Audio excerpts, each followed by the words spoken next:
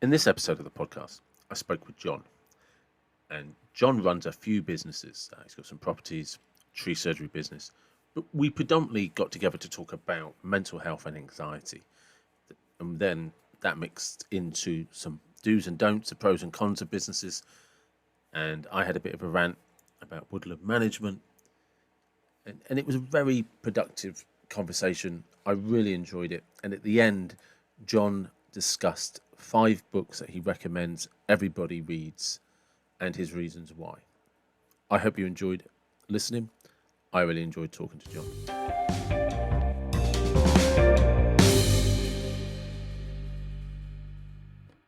2, 1. Hello, welcome to the David Watson podcast. How are you? Yeah, I'm fantastic. Good to be here. Thank you. Yeah, no, it's good to speak to you again. And so, just for reference, Henry, do you want to tell everyone who you are? Okay, my name's Henri Ghijben. I live in Southampton, and I run 4 different businesses: a tree surgery business and some property businesses. And originally, the reason I reached out to you was an introduction from my friend Zoe. Sure. And you and I covered a lot of that just in a private conversation about, how you cope with stress, what happens when it all goes wrong, how patient your wife is, and Yeah, which is a private joke for everybody, but it's on another podcast, which where Henry yeah. refers to his wife as being stubborn. Um, One of the things from the last conversation I wanted to talk to you a little bit more about is the organisation only. Is that correct? Yeah, yeah, yeah. Only networking. Yeah. Um, yeah, I mean that's run by a couple called James and Kelly West. They've created a networking group with just a fantastic culture. It's great to be a part of it. There's lots of different networking groups out there. Obviously, that's where I've done BNI and lots of different things. Um, but the difference with James and Kelly's networking is that it really is about the people and the relationships and the collaborations and things like that. Whereas quite a lot of the other ones just seem to be about the numbers. And I'm not naive enough to think that numbers don't run businesses, Mm. but there's also when you're wanting to in business, one of the key things is building relationships, and that's what only really does and drive. And actually, it was they do socials, and through the pandemic when we were locked down, I got asked to go on a social and talk about my business going under. And that's what really it was. They do a night called Fess Ups, which actually I now actually run, and I'm a host for Fess Ups. So I did the full circle. I was a guest on Fess Ups, and then they asked me to be a host with the lovely Katie Newman. Um, so I went on there, and then I talked about my business going under, and I had about 30 people in tears at one point and then pure joy at the next point. And it was a really, really good place for me to be able to open that out. And then the words of encouragement I got after that, people telling me I'm inspiration. And I'm like, well, I don't feel like I'm inspiration. And it was really kind of some healing for me to be able to get that out there. And then obviously then hear how people perceive me in my journey, and how I talked about it, which is it's a really great thing, because most networking you go into, it's very much this is you put your face on. People talk about putting makeup on, you put your face on. Very much networking is, this is my business, this is what's really positive about it, and this is what happens. And Fess Up's night was about more about actually this is what happens when business goes wrong. But all the stories that we have on there and people on there, there's usually what goes wrong, and then the great bit of how people dealt with it, and some real true inspirational times of people really in the trenches, and then the determination. And they've all got a similar thing, people's attitude of never giving up, and the determination that then pulls them through to then into successful periods of their life. So yeah, it's a great networking group, and it's fantastic to be part of it. And just by happy coincidence, that really leads me to a very easy point. So how did you get involved in that? What happened to you? I couldn't have planned that better, really, could I? It's sort of in what context with me and, Yeah. and So my the story business. of how Yeah, your business went under and how yeah, you recovered and come back. Well, because because to kind of give some people some context in the previous conversation, Henry and I discussed how we got into a position we were in, but how cathartic we found it when we were talking to people about how bad our life had been, and the kind of the traumas that we had to come out of to get over those out of those trenches. And one of the things that you and I both found in common was that rather than feeling embarrassed and humiliated by it, the talking about our mental health and how that affected us actually became quite cathartic in itself. Yeah, definitely. I feel very fortunate that I'm a vocal person, and I always have been, and I talk about everything. Sometimes talk too much. I've had to certainly learn a lot how to try and, you know, condense down the things that I say and not go into massive stories and tell everyone that I opened a door, then picked up a teacup and all those sorts of things, which my wife has helped me with as well, with her patience.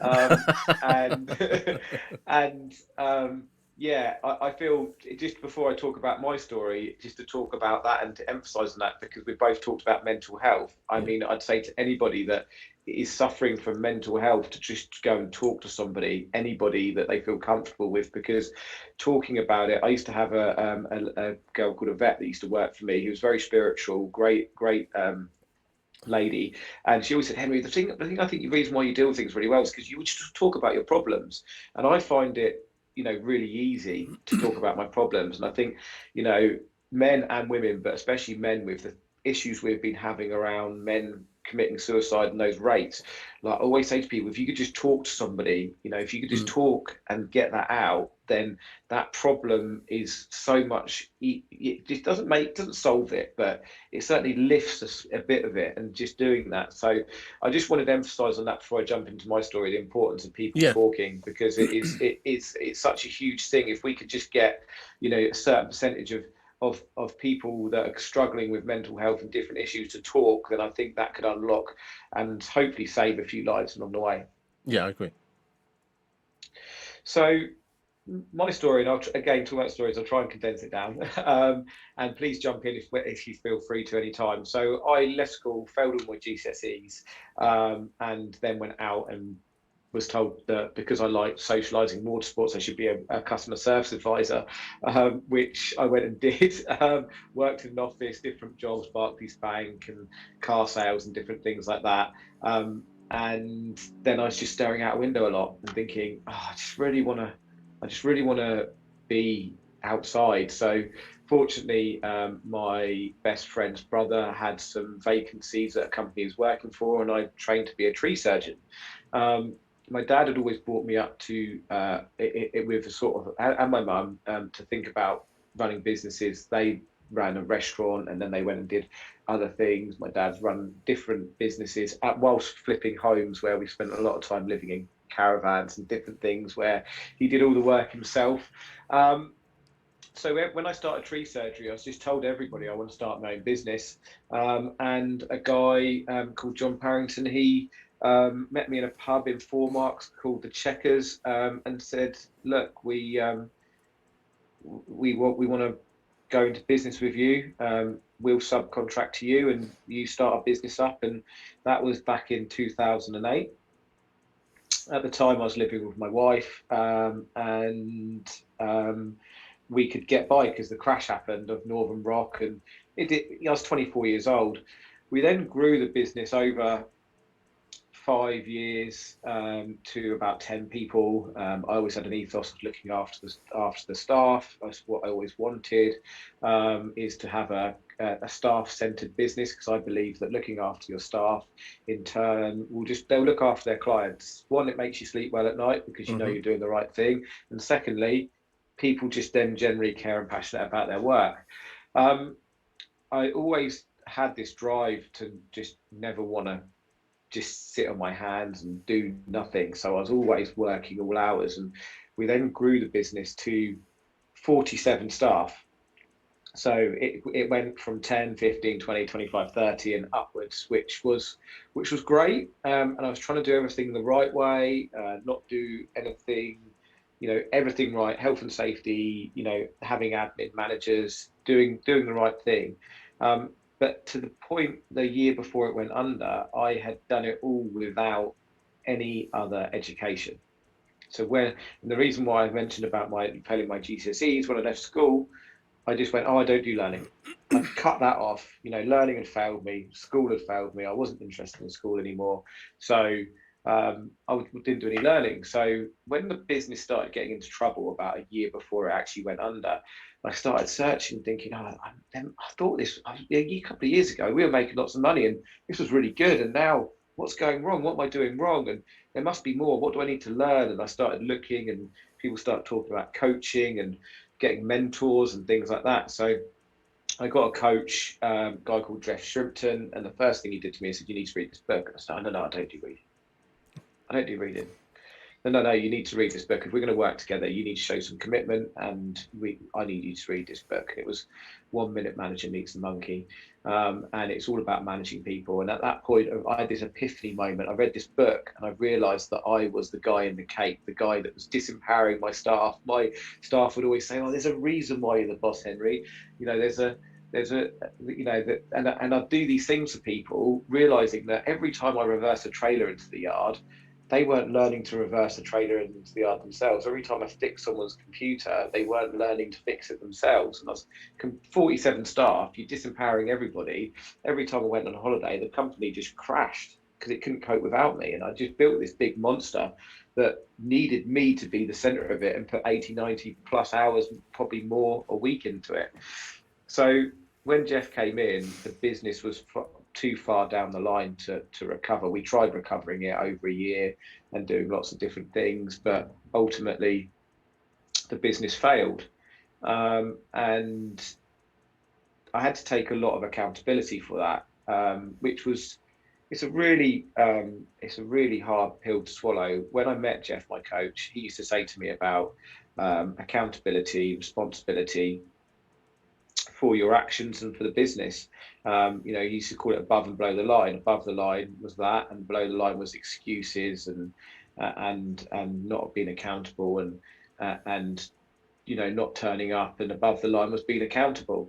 And when the business went under, really staring down the barrel at a business going under, you want to naturally blame everybody else. We had a terrible client, we had staff that sort of didn't buy into the culture, all these different things. But it's like when someone wants to get injured on a building site, when they do a health and safety investigation happens, they do a root cause analysis, it always goes back up to the director of that company. It always goes back up to the top, that it's their fault, right? So we had to sit there and go, well, it's my fault. I need to be accountable. And I didn't get the power of accountability until the business went under, because if I'd have blamed everybody else, I would have remained ignorant and I wouldn't have learned. And I would have gone and started another business, and I probably would have been 2 years down the line and be in a similar position. Now, I'm not saying I learned the world in that time, and I still have got a lot to improve on myself now, but holding myself accountable at the time when the business went under was the best thing I could have done, because it then put the stepping stones in for me to accept that I didn't perform as a manager, as a director, that I needed to learn more. And I needed to develop from there. So explain to people what then happened to your business. So we restarted at a lot smaller scale. So we basically had to start a new business, and I learned a lot about insolvency, but you can then buy the old business with a new business. But I'm not the director of the business. My wife's the director of the business, and we started trading again. But we had to lay off our team. We had 30 by this point, because we'd downscaled from 47 over the time that it going under. We then had to lay off down to 9 staff and really start from scratch, really basics again. And I had to spend all the sort of the next year on the phone, being a sales guy and really promoting and pushing the business forward, and really just being in the trenches with the guys and just getting by. We had poor quality of kit. We were just really, really on the bones at that point, just trying to build up a business again. And we did that, and we're now 2 years on, with 2 years of profit, 17 staff, and it was just a really nice, comfortable size of a good company that's still got a lot to work on. We're still building the foundations, but we're building the foundations of the business properly this time without just going too fast, too quickly, without the right necessary bits in place. It is, isn't it? Because it's people don't, you know. And I've learned this, and I'm still learning it. That you know, I've worked for some very successful companies, but when they're at a large scale, you don't really kind of see what's involved. And sometimes when you're listening to a 1 minute influencer on Instagram, it can be very deceiving with what they say, because you know they'll say to you, to be an entrepreneur, to be a business person, to be this, you've got to put in 1,000 hours, you've got to do this, you've got to do that. And there's a right way of doing that and a very wrong way of doing that. Definitely. I mean, you could put 1,000 hours. I mean, probably before the business went under, I was putting thousands of hours over the 10 years into that, but I was just working inside the business as somebody else within the business, trying to do everything. And I don't know what percentage of hours, not I didn't waste, but if I had the mindset I do now, where I try and use as many people as possible so I can concentrate on working on the business and creating a better business, then, you know, as you say, it's using those hours in the right way. And you can certainly lose a lot of time and in hours and trying to structure a business right. And it's not easy, but you definitely need to be having some time to work on a business, to create the foundations of a business to be able to scale it. You said something earlier as well. I think that people really underestimate especially when it comes to hiring, is you need to get rid of people. You didn't say this, but it's getting the right people in to do the job. You know, and like you said, you know, it doesn't matter if the person's role is to answer the phone. If they hate the company or they hate turning up, you need to get rid of them long before that probation period's over. Yeah, well, it's the most difficult thing about business is managing people. And, you know, as you say, you want people to be in your business that want to be there, be part of it, be a team.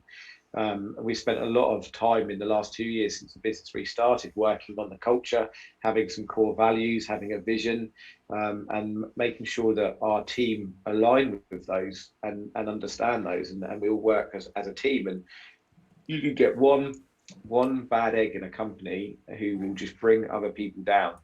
You know, negativity breeds negativity, unfortunately, and it is a challenge to keep everyone positive. And you do get there is a lot of issues with people with mental health, which we have so much empathy for, and that's where we need to ensure that we have a duty of care for our team, and people are, you know, if someone is negative and things aren't going right, before we just say you're a bad egg, you're off, we need to get to the bottom of, you know, why is this person, you know, really good and was really good and part of our values and not. And sometimes it's deeper than they're just not enjoying their job. Things happen, and again, going back to the original thing we were talking about with people talking, not everyone's open to talking, especially when you're in a macho male environment, which tree surgery mainly is. There's not many women tree surgery, and that's not a choice of my own. That is just the way it is. Yeah, I hate to, because you don't know this. I am actually a former tree surgeon. Okay, all right. I see. You learn something every day. Yeah. So just for, it's a genetics, you know, tree surgery is heavy work. Yeah, it is. And I've employed, we've had a female tree surgeon before, and she was great, a girl called Sophie. She was fantastic. But there's not many. So when you're in that environment, people don't necessarily want to talk about their mental health, and show signs of weakness, because you get, you know, the ban to the site chat, all these kind of things. So yeah, it's trying to get that balance between, yeah, you've got a bad egg, you know, move on, sorry, or actually let's just try and get to the root of this first, and then if we just realize that they're just not up for it or they're not into it, then, you know, that's it. So it's a really difficult balance to manage people and get things right. But ultimately, the way I see it is, if we can lead and then try and inspire our staff and lead with the vision and the right values, then that hopefully will push everyone on, and give people feel like something they want to belong to, and they'll see a vision of where they want to be. You know, we want to be the best company to work for, that looks after its staff, and that also in turn looks after the environment. And some people will go say to me, but you're a tree surgery business, you cut down trees, how should you look after the environment? Well, you can, because there's most of our work is for health and safety. Some of it's because someone wants some more light in their garden, but the majority of it is because of health and safety. And we pay into getting trees planted. So we pay a monthly amount of money, and that puts a certain amount of trees in the ground every month, because we want to make sure that we are doing our bit. So that's our vision. And if people want to be part of that, and then they can see the core values of business, then hopefully that brings everyone up. So we are continually having a good team that are working in the right direction. Also, when people talk about with tree surgeons and the environment, then I would suggest people look into traditional coppicing and traditional hedge laying. Yeah. Yeah, Definitely. because there's nothing more environmental friendly than coppicing trees for fuel and hedge laying for boundaries. Well, this is it, and we're doing a project for Southampton Airport, and they've had a lot of resistance from local groups. And there's a woodland that they own that we need to do a woodland management plan on. And what that basically means is that they need to remove some trees, and they're going to do it via a woodland management plan, which is going to take out the non-native trees, which means the native trees, like your oaks and your beeches, have light to grow.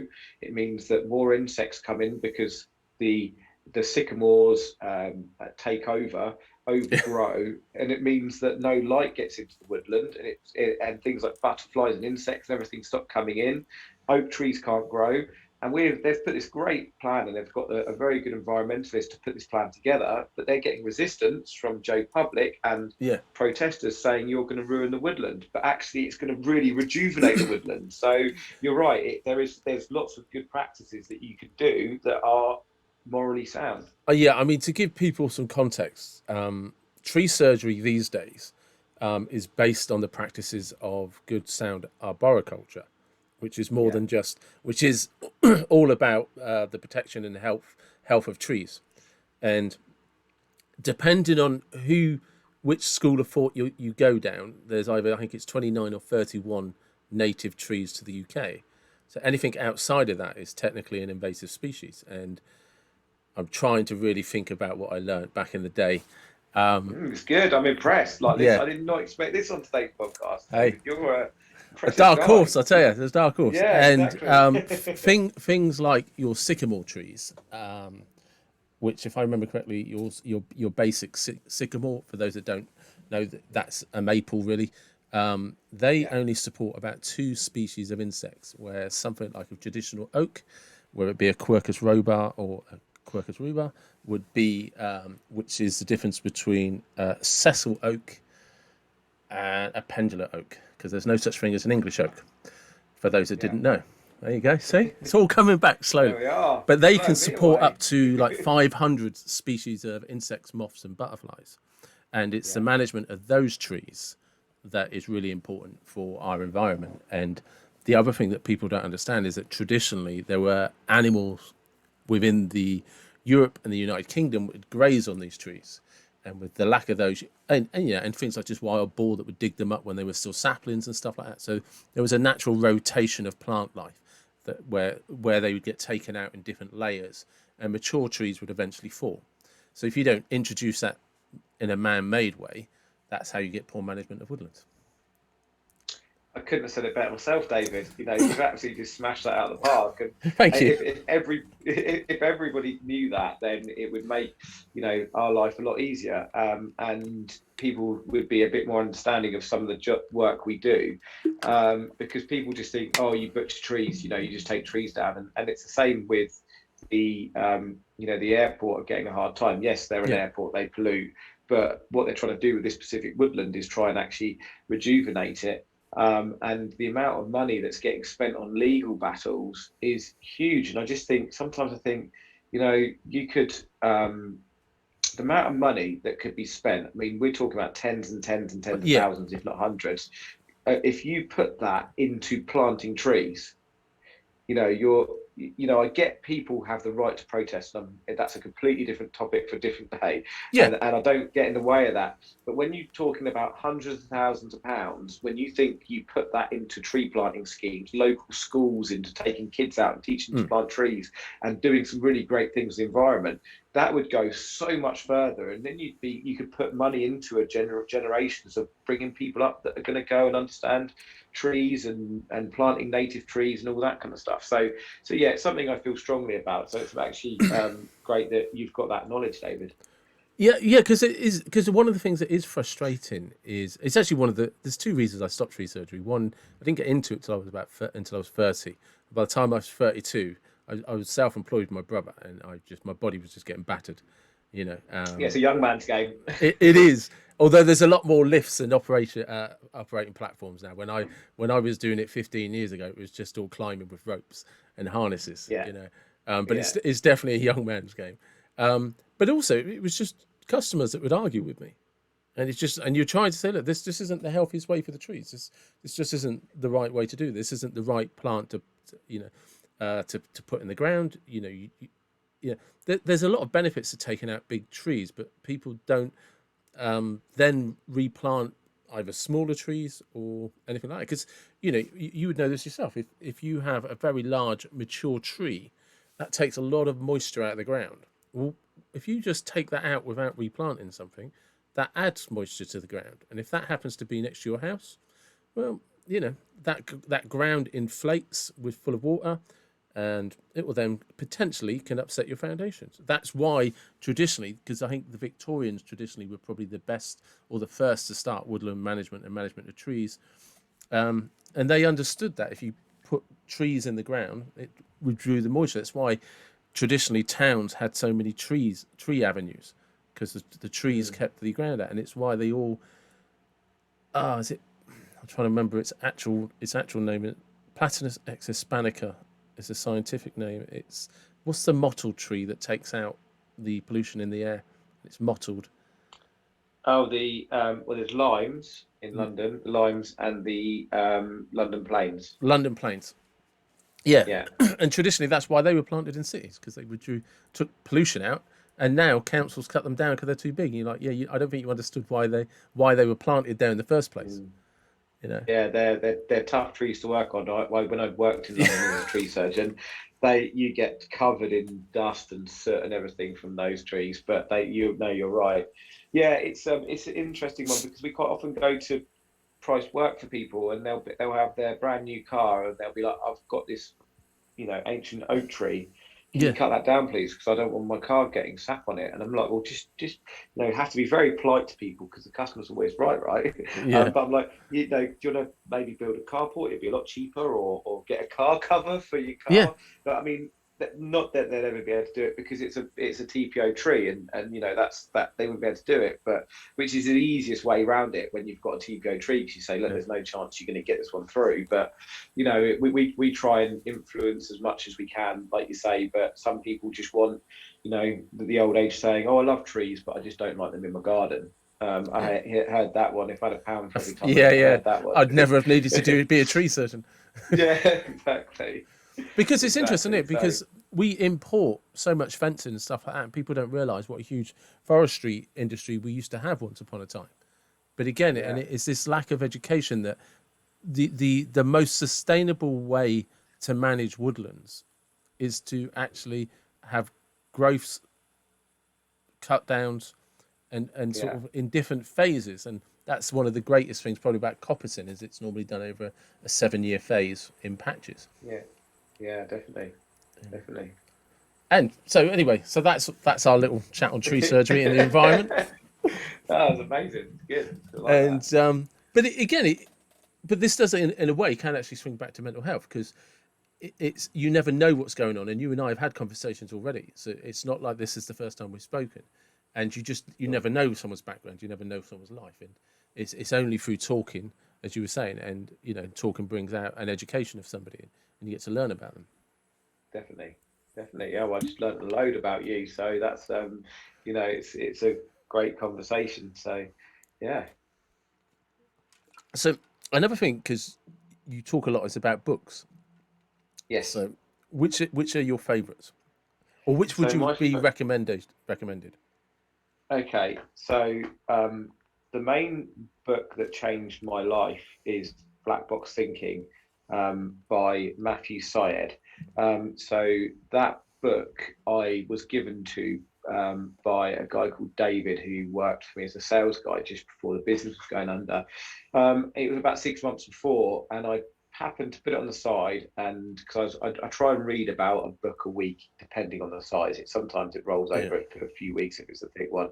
And I picked it up as the business was going under, and it's all about how how failure can be a really positive thing and how you can learn from it. And as I was reading it, I was like, okay, this really tragically bad thing that happened to me, losing my family home, losing everything, having literally we were minus £200,000.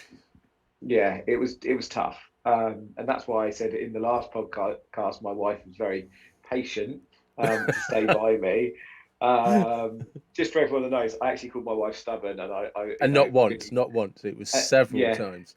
And David reminded me that maybe we should use the word patient. So my wife was very patient and stayed with me, and she's still with me to this day. I'm very fortunate that she has the patience she does. When I lost it all, reading this book, that's what helped give me the stepping stone to go, okay, I need to write a document now of everything that went wrong. And I still review that document now. And it's just a fantastic read. If everyone could read that book, and especially in the UK, certainly in America, they don't do this, but in America, they really try and pull people up, and they're quite a bit more positive when things go wrong. But in UK, when failure happens, it's really, everyone sees failure as negative. It's terrible. It's really, really negative. But actually, failing at something means learning and means growing if you treat it in the right way. If you go, hang on a minute, be accountable.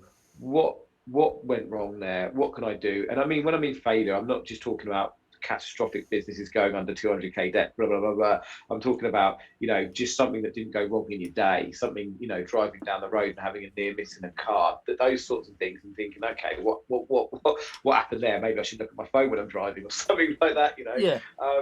And if we could change that stigma around failure and get a lot more people realizing that we can grow through failure rather than taking failure as a really harsh thing that happens, that again would help with mental health, because it would give people the right mindset when it comes to failing. So yeah, I have a theory on why that's different between the UK and America. Okay. And that's because, and it's a theory, and I'm sure somebody can annihilate it, but yeah, pre-World War One, we had a very structured class system, but you were effectively looked after. Do you see what I mean? Because you'd have to go and work with somebody. So we were much more looked after in that sense. Even if you didn't want the job, you were probably going to be made to take the job. So you were very limited in your rights and where you could work and what you couldn't do, and what businesses you could set up. But in a weird way, there was always this umbrella of protection over you. Mm-hmm. And then after World War II, after the war, and the reason I say it is because between World War One and World War II is basically a depression. After that, we ended up with things like the National Health Service, social systems and stuff like that, which again was more government support, and you still had a bit of a class system where you could go off and, the famous job for life. If your dad was in that factory, you could go to that factory. America has never had that system, ever. Everybody that turned up into America 400 years ago, they had to fight for everything they had. And they have no social systems today. They don't have things like sick pay. They don't have things like holiday pay. They don't have things like maternity pay. You don't have any of the social. They don't have free medical care. So we have had a form of umbrella that's always given us a level of protection. So you could actually kind of, in a sense, as long as you turned up to work, you didn't need to do anything else. In America, if you don't actually have a little bit of an entrepreneurial spirit, nobody's going to take care of you. And you're not going to get anywhere, and you're going to do anything. So, of course, they have lots more failings. People failing, recovering, failing, recovering. So they have kind of... does that make sense in the two different mindsets? Yeah, definitely. And they always talk about the American dream and the you can make money and do that kind of thing. And I suppose it's all a culture and mindset thing, and I've not really thought about it in that way. So I think you're right there. Yeah, because if you think the original American dream was a form of immigration, where you left Europe, jumped on a boat, went to America, and just kept going until you found your fortune. But it was all on you and you alone. Yeah, that's it. We've never had that system in Europe or the UK. No. So yeah, it's a really good book. So I definitely advise to read that book. I've got 4 others. I've got my top 5. If you want me to run through. Yeah. I've been writing them down, so I'll put it in the description.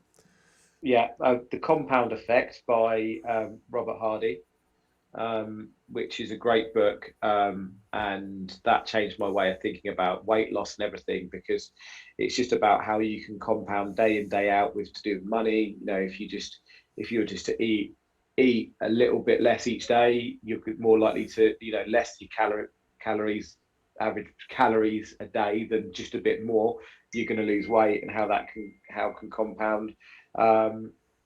So that was, it changed my whole thought process, that book, on how I live my life, really.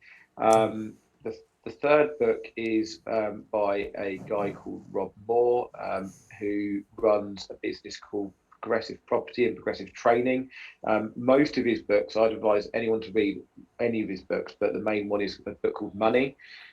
His thing is about money and how we should be looking at money in a positive way. Like when people talk about rich people and rich people, money makes you evil and things like this, that's what you hear, all these kind of things. But one of the things he says is that all that money does is amplifies the person you already were. So if you were greedy and unpleasant, you turn into a millionaire, you're just going to be even more greedy and even more unpleasant. But if you're a really good, kind person, and you want to give money and be to charity and things, you become a millionaire and you end up just helping charities and being a really great person. Dan Pena, have you ever heard of Dan Pena? I haven't, no. He's an interesting influencer who's very aggressive and shouts and screams at young men and tells them exactly what he thinks of them. But he made a very good point about that. He says, you want to go and save the environment, you could do a lot better job if you had some money. He says, so why don't you become a millionaire and then see the difference you can make? Well, exactly that. Yeah, it makes a lot of sense, right? But he says you need money to save the planet. You want to save the world, make some money. You do.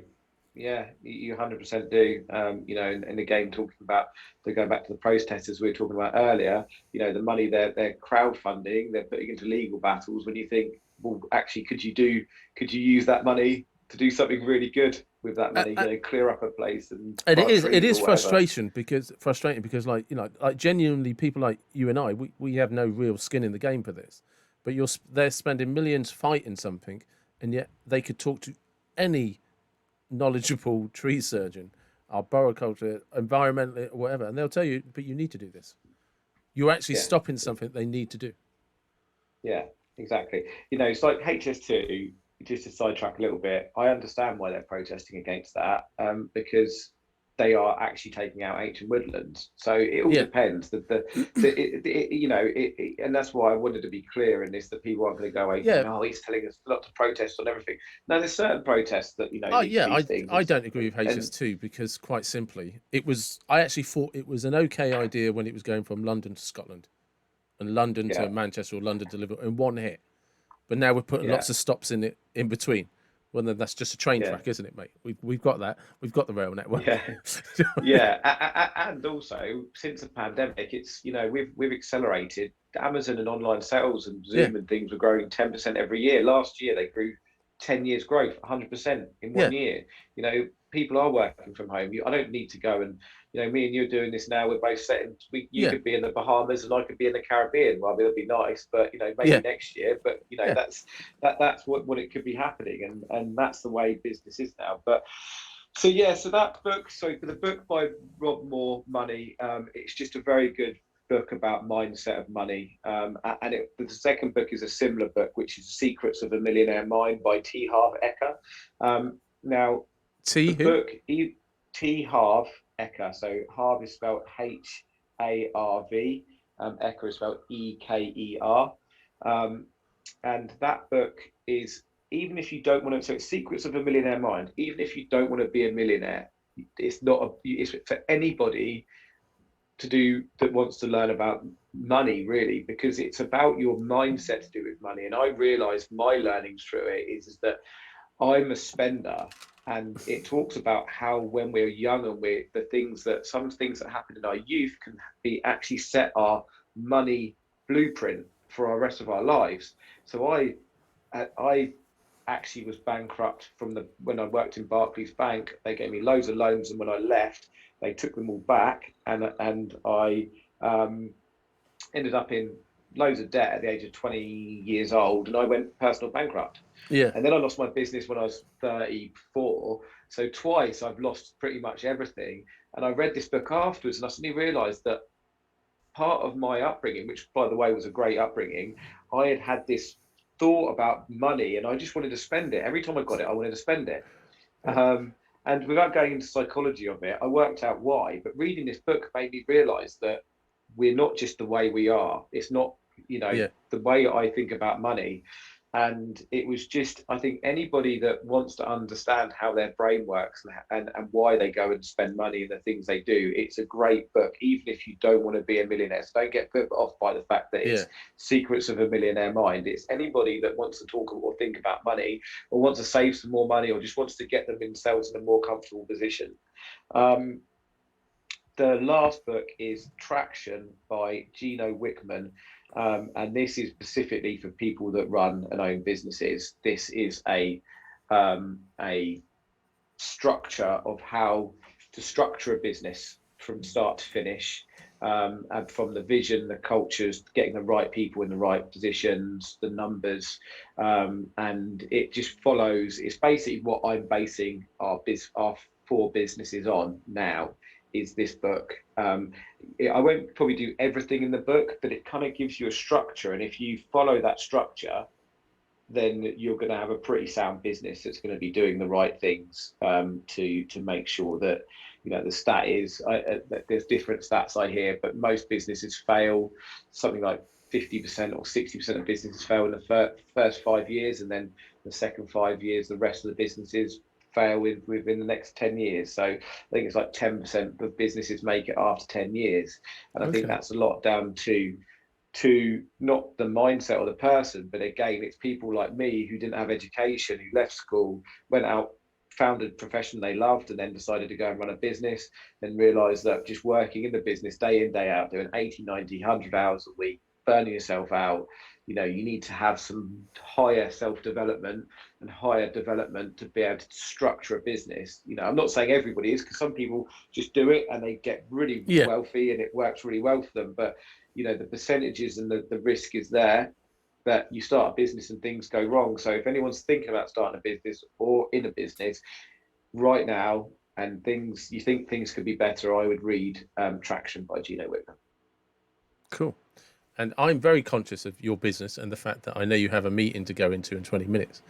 So, so I think that's probably a great place to stop. And thank you very much for your time. Much appreciated. Yeah. Thanks for having me. It's been fantastic. It's great to be on here. Oh, you're very welcome. Thank you for listening to another episode of the David Watson podcast. I hope you enjoyed that. And for anybody with mental health, anxiety, anybody who's really struggling right now, please do reach out to somebody and just have that conversation. There's lots of organisations out there. And for anybody interested in the books that John mentioned, all of the links to those books where they can be found will be in the description. And if you haven't already, please like, share and subscribe. It's really appreciated. Thank you very much.